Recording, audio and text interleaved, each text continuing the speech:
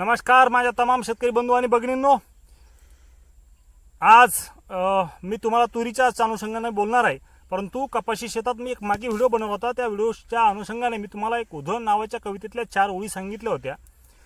त्याच कवितेच्या जी मी बनवलेली आहे त्या कवितेची आज पूर्ण ओळी तुम्हाला सांगतोय. आणि का सांगतोय हे कविता ऐकल्यानंतर तुम्हाला नक्की सांगतोय. परंतु कवितेला नक्कीच दाद द्या, आवडल्यास नक्कीच दाद द्या, प्रतिसाद द्या. तर ती उधळण नावाची कविता आहे. बघा, उधळण अशी असावी कष्टाची की रंग बनावा घामाचा, फुलोरा असा फुलवा पिकांचा की गुच्छ लागावा धनाचा, पुष्प असे असावे आशेचे की नशा समाधानाचा चढावा, रान असे असावे काही की छंद आदर्शाचा घडावा, मूल्य असे असावे विचारांचे की माणुसकीचा ठेवा जपावा, कुटुंब असे असावे एकजीव की त्यातून परमार्थ ठेवावा. तर ही कविता मी जवळपास 5 वर्षा अगोदर लिहिलेली आहे. आणि ही कविता आज सांगायचं मुख्य कारण की मी कपाशी शेतात तुम्हाला सांगितलं होतं की कपाशीचे सुद्धा गुच्छ लागले. की याच्या 4 ओळी फार महत्त्वाच्या की फुलोरा असा फुलवा पिकांचा की गुच्छ लागावा धनाचा. म्हणजे काय की आता बघू शकता तुम्ही, ह्या पिकाला फुलोरा खूप मोठ्या प्रमाणात आलेला आहे. फुलं खूप मोठ्या प्रमाणात आहेत, जसं की गुच्छचे गुच्छ आहे. ते फुलांचे गुच्छ उद्या शेंगांच्या गुच्छामध्ये रूपांतरित होणार. कॅप्शनमधला फोटो पहा माझा, त्या अनुषंगाने तुम्हाला समजेल.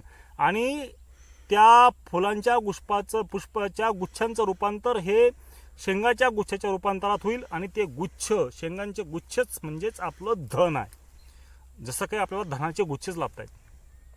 प्रत्येक शेतकरी हा त्याचे प्रामाणिक कष्ट करतोच. त्याच्या परीने त्या जो काय तो पीक घेतो, कुठलंही पीक असेल, सर्वच पिकाच्या अनुषंगाने मी हे बोलतोय की फुलोरा असावा फुलवा पिकांचा की गुच्छ लागावा धनाचा. प्रत्येक पीक, जे पीक त्या शेतात, ज्याच्या शेतात ज्याला जे जमतंय ते प्रत्येक शेतकरी पिकवतोय, फुलवतोय. परंतु बऱ्याच वेळा निसर्ग हा कोपतोय, कधीच निसर्ग हा आपल्याला साथ देतोय. आणि तेव्हा कुठे आपण अपेक्षित केलेला धनाचा गुच्छ आपल्याला मिळतोय. मला सांगायचं काय याच्यातून की तूर पीक करत असताना आता हा चान्स आहे. मी वारंवार तुरीचे व्हिडिओ टाकतोय. ते का टाकतोय? कारण ती तूर पिकाचं बघू शकता, पावसाळ्याचं काम केलंय. आणि आता जवळपास ऑक्टोबर लागल्यापासून किंवा सप्टेंबरच्या शेवटच्या हप्त्यापासून, खास करून ऑक्टोबरच लागल्यापासून, जवळपास 15 ऑक्टोबरपासून वातावरण क्लिअर आहे. आणि हाच पिरियड आहे खास 15 ऑक्टोबरपासून समोरचा 1 डिसेंबरपर्यंत जो 70 दिवसाचा पिरियड आहे, त्याच पिरियडमध्ये खास तुरीची भरभराट होते. तिला कळी लागणे, फूल लागणे, त्याचं परागीकरण होऊन त्याची शेंग तयार होणे, शेंगामध्ये जीव पडणे, जीवाचं रूपांतर दाण्यात होणे आणि ते दाणं परिपक्वतेकडे जाणे, एवढा काळ फक्त 70 दिवसाचा आहे. परंतु ह्या 70 दिवसामध्ये फक्त पहिले 15 ते 20 दिवस आपल्याला काळजी आहे. म्हणजे तूर पिकाला पहिली गोष्ट आपण तानावरती सोडा, त्याला पाणी देऊ नका, जेणेकरून त्याला मोठ्या प्रमाणात हे फुलं आणि फळं लागतील.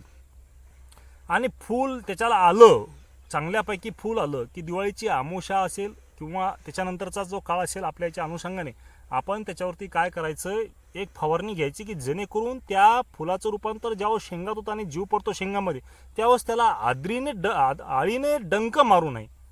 आईने जर डंक मारला तर तो आता समजत नाही, परंतु जेव्हा त्याचं रूपांतर शेंगात होईल आणि शेंग मोठी होईल त्यावेळेस आपल्याला छिद्र पडलेलं दिसतं, तिथं आईनं दाणा टोकरलेला दिसतो. आणि त्यावेळेस आपल्याला असं वाटतंय की आता हे आळी याच्यावरती आली आणि आपण त्यावर स्प्रे घेतोय. परंतु तो आपला स्प्रे चुकीचा आहे, ती फवारणी आपली चुकीची आहे. हाच काळ आहे फवारणी घ्यायचा.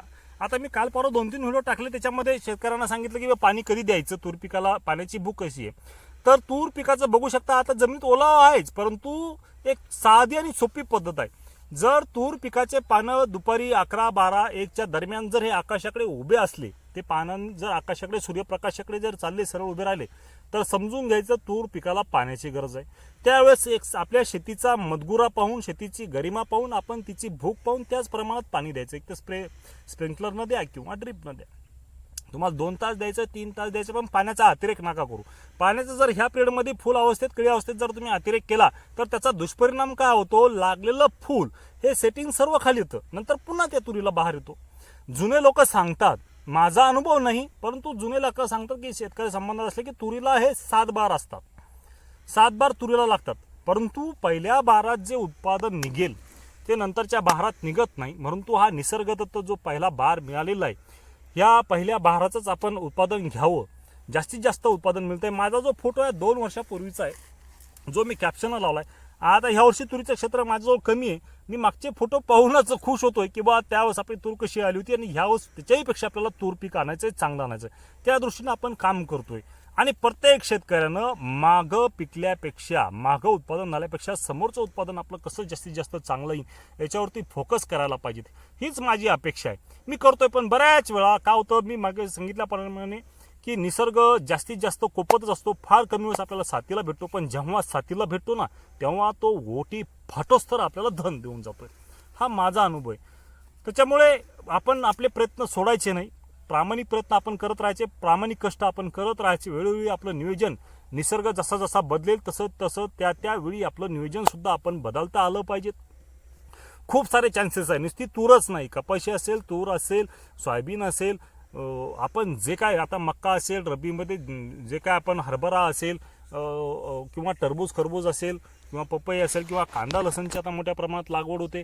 जे कोणते पिकं आपण घेतोय, बागायती असो, कडधान्याचे असो, तृणधान्याचे असो किंवा तेलवान असो, त्या प्रत्येक पिकामध्ये आपण आपला प्रामाणिक प्रयत्न करत राहायचा, कष्ट करत राहायचे. निसर्ग येतो तो त्याचं काम देण्याचं कारण, आपण आपलं जवळ त्यावेळेस घेण्याचं काम करायचं. बरंच काही बोलण्यासारखं आहे, परंतु थांबतो. काळावे ऋणाईत सदैव आपलाच काळ्या मातीचा धनी.